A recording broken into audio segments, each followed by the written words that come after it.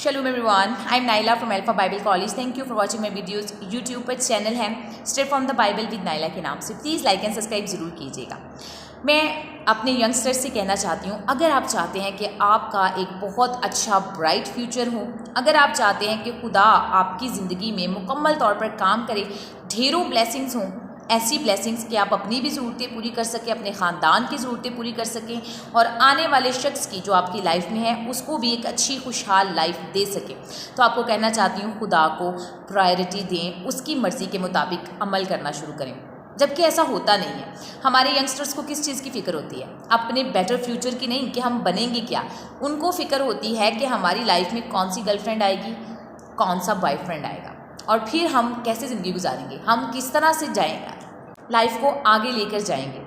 देखिए, these all things are very much normal. मैं ऐसा बिल्कुल नहीं कह रही कि ये नॉर्मल नहीं है, लेकिन इन चीज़ों के लिए बज़िद हो जाना या प्रायोरिटी इनको देना और हर तरह के रिश्तों को दिक करना, परेशान करना, लाइक पेरेंट्स को परेशान करना, यही लड़की मुझे चाहिए, यही लड़का मुझे चाहिए, वरना मैं तो कुछ भी कर लूँगी या कर लूँगा। लाइक ब्लेड से अपने आप को ज़ख्मी करते हैं, उनके नाम खुदवा लेते हैं और क्या, लाइक सुसाइड करने तक पहुँच जाते हैं और बहुत सी परेशानियाँ अपने घर वालों के लिए क्रिएट कर देते हैं। These all things are abnormal और ये कलाम के मुताबिक नहीं है। और अगर आप बस ज़िद होते हैं और चीज़ें खुदा से ज़िद करके मांगते हैं या फिर पेरेंट्स को परेशान करके इस तरह की चीज़ें करते हैं, तो वो आपकी ज़िद पूरी कर देगा। यस, मैं यही कहने वाली हूँ कि वो आपकी ज़िद पूरी कर देगा, लेकिन जिस चीज़ को खुदा नापसंद करता है वो चीज़ आपकी ज़िंदगी में उसी टाइम परेशानियों का भी सबब बनेगी और ना सिर्फ परेशानियों का सबब बनेगी बल्कि वो खुदा आपकी ज़िंदगी से बरकतें छीन लेगा, फाइनेंशियल प्रोग्रेस को छीन लेगा और ऐसी बहुत सी चीज़ें आपकी लाइफ में करेगा कि वही प्यार, वही लाइक पर्सन जो आपकी ज़िंदगी में है और जिसके लिए आपने इतना सब कुछ किया था, आपकी आंखों में कांटों की मानित हो जाएगा। ये मैं नहीं कह रही, कलामी मुकद्दस कहता है कि पहले खुदा की रास्तबाजी को तलाश करो। देखिएगा, ज़बूर 146 वर्स 5 है, खुश नसीब है वो जिसका मददगार याकूब का खुदा है और जिसकी उम्मीद खुदावंद उसके खुदा पर है। हम सहारा मानते हैं अपनी गर्लफ्रेंड को, अपने बॉयफ्रेंड को। हमें लगता है कि वो शख्स मेरी ज़िंदगी में नहीं रहेगा, मैं तो मर ही जाऊँगी, मुझे तो सांस नहीं आती उसके बगैर, मैं कैसे जीऊँगी। अच्छा, उसके पास तो अच्छी गाड़ी है, अच्छा घर है, अगर वो मेरी शख्स ज़िंदगी में ना रहा तो लाइक मुझे ये फैसिलिटीज़ नहीं मिल सकेंगी। और मेल्स ऐसा सोचते हैं, वो लड़की इतनी प्यारी है, इतनी खूबसूरत है, अच्छा अच्छी जॉब भी करती है, अच्छी अर्निंग भी है, अगर ये चली गई तो मैं लाइफ में कुछ भी नहीं रहूँगा। मैं आपको बताना चाहती हूँ, अगर खुदा चाहता है कि वो शख्स आपकी ज़िंदगी में ना रहे तो आप कुछ भी कर लें, वो नहीं रहेगा। बनी इसराइल कौम ने बड़ी ज़िद की, यहोवा खुदा ने साउल बादशाह उनको दे दिया, लेकिन वो उनके लिए काफ़ी परेशानी का सबब बना और यहोवा खुदा ने साफ फरमाया कि साउल को मैं नापसंद करता हूँ। ना सिर्फ नापसंद करता हूँ बल्कि आगे चल के लिखा है कि पहला सैमुएल में लिखा है कि खुदा की रूह साउल से जुदा हो गई और खुदा ने साउल को रिप्लेस किया बुजुर्ग दाऊद के साथ। खुदा जिसको चाहता है कि आपकी ज़िंदगी में आए वो ला कर रहेगा। अब आपने घूम घमा के खुदा की मर्ज़ी पर आना है या डायरेक्टली खुदा की मर्ज़ी पर चले जाना है, ये आप पर डिपेंड करता है। इसी तरह आप सब जानते हैं, पैदाइश की किताब में बुजुर्ग अब्राहम को यहोवा खुदा ने फरमाया कि अपने रिश्ते और नातेदारों को छोड़ो और मुल्क कुनान में चले जाओ, मैं तुम्हें बहुत ज़्यादा बरकत दूंगा। बेशक बुजुर्ग अब्राहम ने ऐसे ही किया, लेकिन क्या किया, जाते जाते बुजुर्ग लूत को भी अपने साथ ले लिया। अब अपने भतीजे को अपने साथ ले तो गए, लेकिन आगे चल के क्या हुआ, वो साथ रह रहे थे, उनके नौकरों की लड़ाइयाँ हुई, परेशानी का सबब हुआ। अब खुदा ने अपनी मर्जी पूरी करवानी है क्योंकि उन्होंने कहा है। अब बुजुर्ग अब्राहम को लूत नबी को अलहदा करना पड़ा। उन्होंने क्या किया कि तुम राइट चले जाओ, मैं लेफ्ट चले जाता हूँ। जब ऐसा हुआ तो बड़ी खूबसूरत वर्स है, आगे चलिएगा पैदाइश चैप्टर 13 में, जब लूत बुजुर्ग अब्राहम से अलहदा हो गया तब यहोवा खुदा ने बुजुर्ग अब्राहम से कलाम किया क्योंकि अब पूरी मर्ज़ी खुदा की हो गई थी। प्लीज़ खुदा की मर्ज़ी को प्रायोरिटी दे, तब खुदा आपकी ज़िंदगी में काम करेगा। काम कैसे करेगा? आपको ब्लेसिंग्स देगा, आपको बरकतें देगा, वो तमाम चीज़ें जो आपकी ज़रूरत में हैं, ज़रूरत की हैं, वो ऐसी चुटकी बजाकर पूरी होना शुरू हो जाएंगी। कलाम कहता है, मलाउन है वो शख्स जो इंसान पर तवक्कल करता है। देखिए, आप देखते हैं खूबसूरती, हाइट, पैसा, जॉब, बिजनेस एंड एवरीथिंग, खुदा जिस चीज़ की मर्ज़ी नहीं रखता है तो वो शख्स आपकी ज़िंदगी में आने के बाद भी आपसे छीन लेगा। वो शख्स ना भी छीने, ये चीज़ें, ये फैसिलिटीज़ छीन ले, तो फिर क्या फ़ायदा उस चीज़ का जिसके लिए आप इतनी कोशिश कर रहे हैं, या उस शख्स का आपने उसको पसंद किया, आपने सारी चीज़ें देखी, हाइट अच्छी है, कलर भी अच्छा है, सैलरी अच्छी है, बिज़नेस अच्छा करता है, प्यार भी करता है, ओके फ़ाइन, इतने ज़्यादा वादे किए हैं उसने, लेकिन अगर वो खुदा की मर्ज़ी के मुताबिक नहीं है तो ये सारी चीज़ें आपसे छिन जाएंगी। अगर वो शख्स या चीज़ें रहती भी हैं तो आपको डिससेटिस्फेक्शन रहेगी, मेंटली टॉर्चर रहेगा, वो शख्स, वो चीज़ आपकी ज़िंदगी में कांटों की मानित होगी। तो फिर उस डिससेटिस्फेक्शन के साथ, उस चीज़ के साथ, उस शख्स के साथ, उस आदत के साथ रहने का क्या फ़ायदा जो खुदा की मर्ज़ी के मुताबिक नहीं है। इसलिए आपको खुदा की मर्ज़ी को ढूंढना है। ओके मैम, ठीक है, मैं समझ रही हूँ आपकी बात को, लेकिन हम ये कैसे कर सकते हैं, मैं आपको बताती हूँ। दुआ, दुआ, सिर्फ दुआ।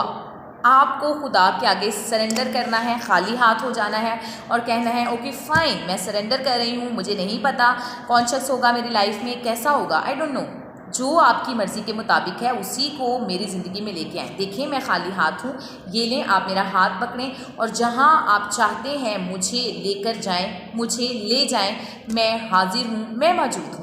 बिल्कुल किडिश हो जाएं, इनोसेंट बन जाएं, बच्चों की तरह। आप कहें मुझे पता ही नहीं है क्या करना है, और सिर्फ ना कहें, करके भी दिखाएं।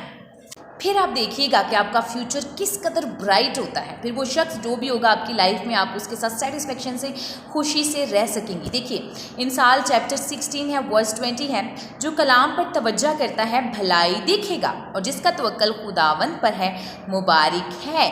आप मुबारक होंगे, आप आते मुबारक होंगे, आप जाते मुबारक होंगे। आपको हर तरह की जो प्रॉब्लम्स आफ्टर मैरिज या अपनी मर्ज़ी को चूज़ करते हुए फेस करनी पड़ती हैं, नहीं करनी पड़ेंगी, बल्कि हर तरह से खुदा आपके साथ होगा। देखिए परेशानियों का आना, डिसएग्रीमेंट होना और डिसअपॉइंट होना नॉर्मल चीज़ें हैं, लेकिन इन सारी चीज़ों के साथ साथ खुदा की शादमानी सेटिस्फेक्शन आपके साथ होगी। तब आप आसानी से उन प्रॉब्लम से निकल पाएंगे, डिससेटिस्फेक्शन से निकल पाएंगे और डिसअपॉइंटमेंट से निकल पाएंगे। आपकी वो तमाम प्रॉब्लम्स जो आपको हल होती हुई नज़र नहीं आती, जब आप खुदा की मर्ज़ी के मुताबिक नहीं होते, वो हल होती हुई नज़र आएंगी।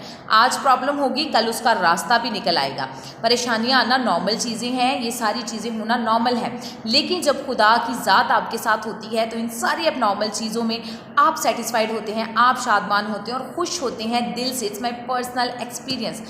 इट्स डजंट मीन कि मेरे साथ कभी कोई परेशानी नहीं हुई, बट मैं ये जानती हूँ कि वो परेशानी हल हो जाती है और इन सारी परेशानियों में मैं सेटिस्फाइड रहती हूँ, मैं पुरसुकून रहती हूँ। मुझे कोई डर लगता ही नहीं है कि इतनी बड़ी बात हो गई है। मुझे ऐसे लगता है और ऐसा है भी कि खुदा मेरे साथ है और वो मुझे इस परेशानी से निकाल देगा। और ऐसे भी लोग मेरे कुलीग सर्कल में हैं जिनके पास सब कुछ है, इतनी अच्छी गाड़ियाँ, बहुत बड़े बड़े घर, एक नहीं 2-3, इवन विजिटिंग प्लेसेस पर भी घर हैं उनके पास। इन सारी चीज़ों के बावजूद वो डेली, मुझे नींद नहीं आती, मैं काफ़ी परेशान हूँ, डिप्रेशन हो रहा है, मेडिसिन खाती हूँ, ऐसी चीज़ें मैं देखती हूँ और मेरे पास ये सब कुछ नहीं है। हाँ, ज़रूरत के मुताबिक हर चीज़ मौजूद है, लेकिन इस तरह बड़ी बड़ी फैसिलिटीज़ नहीं है। लेकिन इसके बावजूद मैं डेली आती हूँ, मैं स्माइल करती हूँ, हंसती हूँ और कहती हूँ हाँ जी कैसे हैं आप, येस आई एम फाइन, हाँ मैं इतने घंटे सोई थी, येस मैंने ये किया था, आज मैंने क्या करना है, I am so happy, I am so satisfied. And they are saying to me कि इसको क्या है। हाँ, आपको तो पता है ना कि ये खुदा की शादमानी है जो मेरे अंदर है। ये मैं सबको कहती हूँ, सबको बताती हूँ कि जब खुदा आपके साथ है, इट डजंट मीन कि आप परफेक्टली खुदा के साथ चल रहे हैं, इट मीन्स कि आप चलने की कोशिश कर रहे हैं। स्टिल मैं बहुत सी मिस्टेक्स करती हूँ, बट मैं उसके साथ साथ जैसे ही मैं रियलाइज़ करती हूँ चीज़ को, मैं सॉरी करती हूँ खुदा को, गलती हो गई, प्लीज़ प्लीज़ प्लीज़ मेरी मदद करना, नेक्स्ट मैं ऐसे नहीं करूँगी, मैं अपनी कोशिश से ऐसे नहीं कर सकती, प्लीज़ रूल कुदस मेरे साथ होना ताकि मैं ऐसा ना करूँ। आपको सिर्फ इतना करना है, ये बहुत ज़्यादा डिफ़िकल्ट नहीं है, बस आपने उसकी मदद को अपने साथ रखना है, उसकी मर्ज़ी के मुताबिक होना है। इस चीज़ पर स्ट्रेस करने की बजाय कि मेरी ज़िंदगी में जो होगा वही मेरा सहारा है, वही मेरी बेस है और उसके बगैर मैं कुछ नहीं हूँ, खुदा पर स्ट्रेस करना शुरू करें।